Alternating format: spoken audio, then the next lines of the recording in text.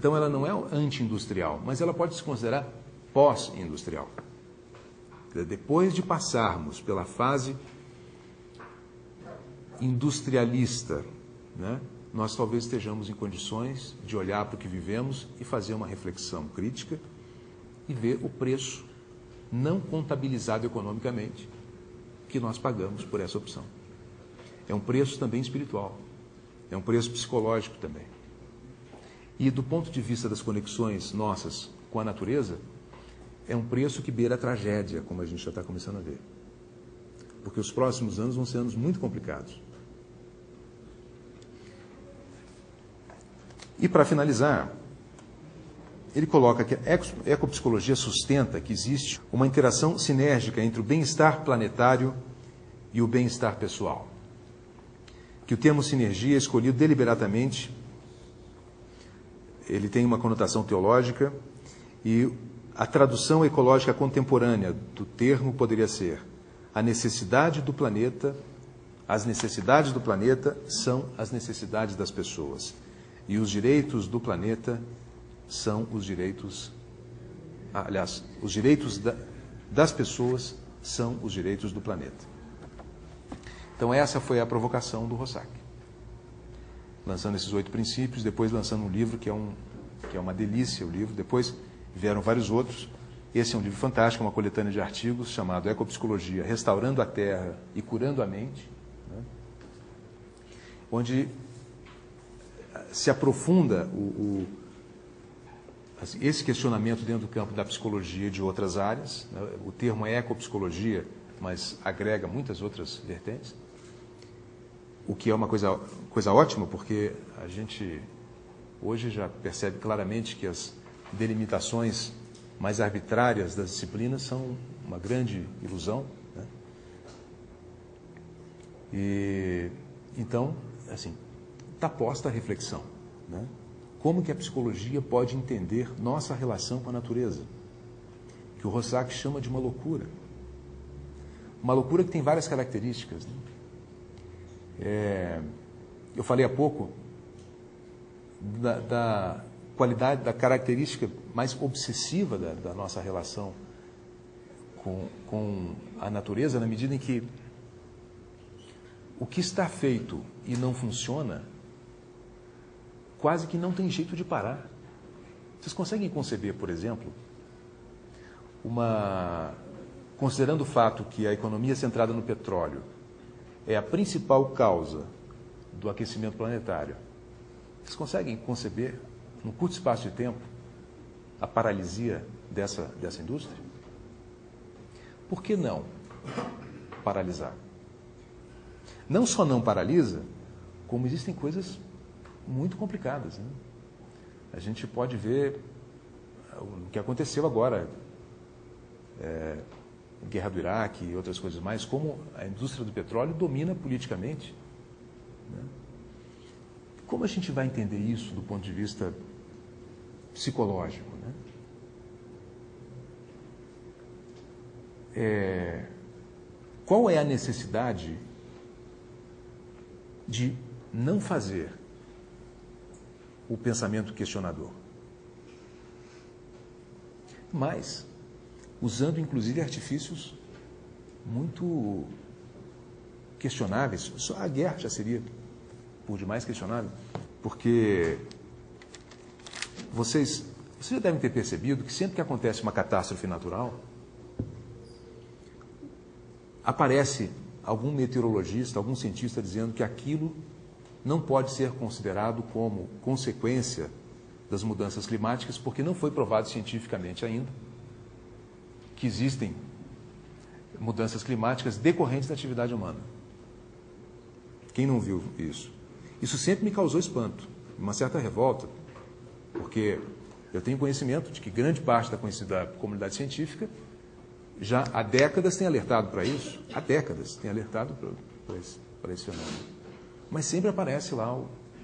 E aí, aqui, essa matéria revela o escândalo de pouco tempo atrás nos Estados Unidos, quando se descobriu que alguns dos principais cientistas, inclusive meteorologistas, os mais famosos, era pago pelo governo para como parte de um projeto de desinformação. Desinformação no sentido de que se a comunidade escutar de um cientista que, de fato, esse fenômeno é resultado da ação econômica humana e vai piorar, vai causar um tumulto. Então, a estratégia foi: vamos desinformar. Então, alguns cientistas se prestaram a receber dinheiro para desinformar, né? Então, assim, a gente percebe que quando existe uma obsessão, frequentemente a razão da obsessão, ou tudo que cerca a obsessão, é racionalizado, né? É racionalizado. Então, fazer uma terapia, vamos dizer, uma psicoterapia da obsessão pelo crescimento e a obsessão por essa via que nós estamos seguindo, acaba exigindo um confronto com toda a maneira de pensar. Essa maneira de pensar, questionar sua origem, é um exercício muito interessante. Tem muitas visões sobre ela. Se volta desde o início do patriarcado, né, com a hipertrofia do aspecto masculino da psique, que é um aspecto da ação, do confronto, da coragem, da afirmação, da construção, da dominação, em detrimento da dimensão feminina da psique, que é justamente a sensibilidade, a intuição. Então hoje a gente sofre da hipertrofia do masculino. Mas o masculino dar-se conta do que é reprimido, assim como para qualquer um de nós, se dar conta do que está alienado da consciência, não é uma tarefa fácil. Não é uma tarefa fácil. E o sintoma disso é que, quando surge uma maneira mais poética de criticar a nossa relação com a natureza, ou uma maneira poética de descrever a sintonia do coração humano com o coração da natureza, isso é prontamente desqualificado pela mentalidade masculina vigente. Prontamente desqualificado. Né? É isso que eu digo de repressão do feminino. O sensível não tem lugar. E uma das consequências do não lugar do sensível é curioso, mas importante questionar como as pessoas se sentem em relação à óbvia destruição da natureza. Vocês sabem como vocês se sentem. E se vocês escutarem profundamente o sentimento, quando escutam quando vem uma notícia, quando uma outra informação dessas muitas que aparecem diariamente, e por anos e anos tem surgido, qual é a reação?